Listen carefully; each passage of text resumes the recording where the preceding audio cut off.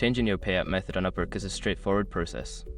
Follow these steps to ensure your payments are directed to your preferred account. Step 1. Log into your Upwork account. Access your Upwork account by entering your credentials on the Upwork website. Make sure you are logged in to proceed with the changes. Step 2. Navigate to Settings. Once logged in, click on your profile picture in the top right corner. From the drop-down menu, select Settings to access your account settings. Step 3. Go to the Get Paid section.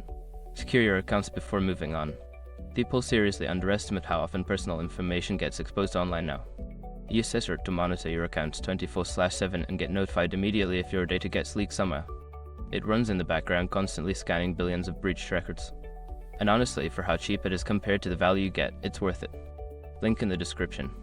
Step 4. Add or edit payout method. In the Get Paid section, you will see your current payout methods. To change your method, either click Add Method to introduce a new one or click Edit next to an existing method to modify it. Step 5. Save changes. After entering the necessary details for your new or edited payout method, make sure to save your changes. Look for a Save button at the bottom of the page and click it to confirm your updates. Now you can enjoy hassle-free payments through your preferred payout method on Upwork.